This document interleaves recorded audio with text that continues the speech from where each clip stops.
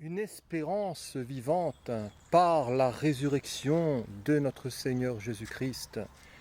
D'entre les morts, l'apôtre Pierre dira dans son chapitre 1 au verset 3, « Béni, dit-il, soit Dieu le Père de notre Seigneur Jésus-Christ, qui selon sa grande miséricorde nous a régénérés pour une espérance vivante par la résurrection de Jésus-Christ d'entre les morts, pour un héritage qui ne peut ni se corrompre, ni se souiller, ni se flétrir. Il vous est réservé dans les cieux. Vous, dira l'apôtre, qui, par la puissance de Dieu, êtes gardés par la foi, pour le salut prêt à être révélé dans les derniers temps. Béni soit Dieu, le Père de notre Seigneur Jésus-Christ, qui, selon sa grande miséricorde, nous a régénérés. Pour tous ceux et celles qui ont cru, ils ont reçu cette espérance vivante en eux, qui est une personne, qui est le Christ Jésus. Et nous pouvons et nous devons, voyez-vous, bénir le Père Céleste. Nous devons lui rendre grâce pour tous ceux et celles qui sont unis à lui par la foi, pour tous ceux et celles qui l'ont vraiment rencontré dans une véritable conversion et dans un engagement de disciples. Nous devons sans cesse rendre grâce à Dieu. Cher ami, je ne sais pas si tu es motivé dans ce sens. Je ne sais pas si tu t'exclames en action de grâce régulièrement. Mais pour ma part, je bénis Dieu pour son salut. Pour ma part, je loue mon Seigneur et mon Dieu pour la grâce qu'il m'a donnée dans le Christ Jésus de m'avoir appelé, parce que j'étais empêtré dans mes péchés, j'étais empêtré dans la boue du péché, et j'étais dans l'incapacité, voyez-vous, de pouvoir me redresser. Mais le Seigneur a eu pitié de moi, et dans sa grande bonté, il m'a convaincu de péché. Dans sa grande bonté, il a transformé mon être. Dans sa grande bonté, il est venu habiter dans mon cœur et dans mon corps, qui est le temple de son Saint-Esprit. Et je veux l'aimer, je veux le servir, je veux apprendre à l'adorer et à le glorifier. Béni soit Dieu. Père, nous te bénissons, nous te louons, Seigneur.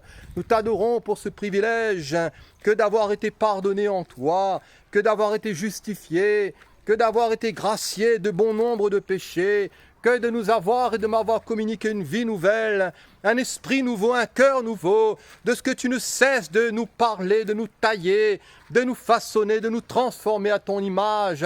Parce que Christ, oui, est ma vie, et la mort m'est un gain. Et mon but, c'est de connaître le Christ et de le suivre.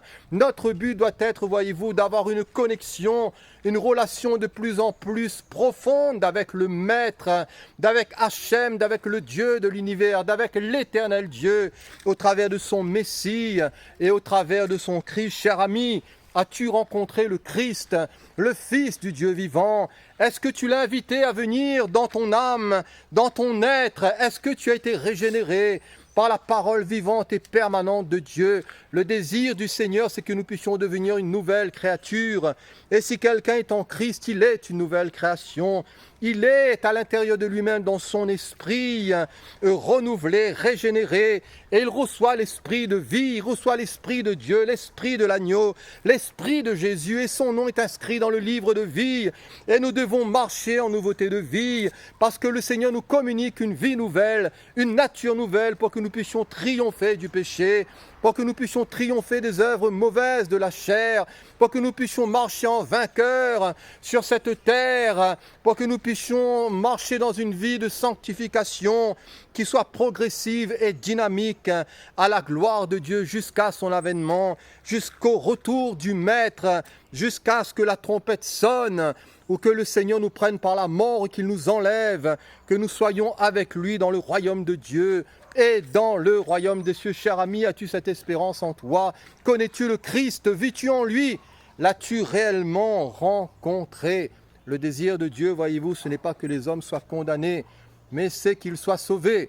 Jésus le Christ à la croix a payé un prix cher pour cela, pour que nous ne soyons pas condamnés.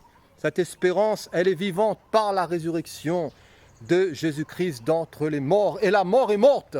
Le Seigneur Jésus a mis un terme à cela. Et voyez-vous, nous n'avons plus à avoir peur de la mort ou d'être retenus captifs de ses liens. Parce que la mort est morte. Jésus le Christ a mis en évidence la vie et l'immortalité par sa vie, par sa résurrection d'entre les morts. Et la Bible nous dit, mais ô mort, où est ta victoire? Ô mort, où est ton aiguillon? Et vous savez, cette parole de l'Écriture va s'accomplir. Cette parole de l'Écriture trouvera un plein accomplissement. Et la Bible nous parle de la résurrection des morts. Celui qui aura fait le bien ressuscitera pour la vie, mais celui qui aura fait le mal ressusciteront pour le jugement. Cher ami, choisis la vie, ne choisis pas la mort. Dieu nous promet un héritage qui ne peut ni se corrompre, ni se flétrir, lequel nous est réservé dans les cieux. Et nous sommes gardés par la puissance de Dieu dans la foi, et par la foi dans ce salut qui a été révélé, et qui est un salut glorieux. Gloire à Dieu, gloire au Seigneur, parce que voyez-vous, nous ne sommes pas sans espérance dans ce monde.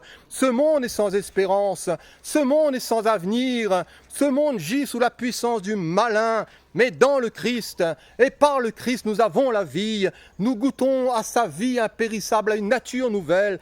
Nous goûtons à l'espérance de la gloire.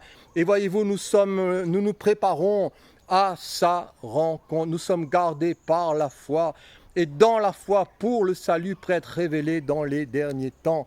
Jésus le Christ a tout accompli à la croix. Le Seigneur Jésus est venu pour détruire les œuvres du diable. Il est venu pour nous libérer, il est venu pour nous rendre libres. Et l'Esprit du Seigneur est sur lui, parce qu'il était oint pour libérer les captifs, pour délivrer les opprimés. Chers amis, confiance, ayez foi dans votre cœur, tournez-vous vers lui, et vous serez sauvés. Vous aurez la vie, car celui qui a le Fils, il a la vie. Soyez bénis.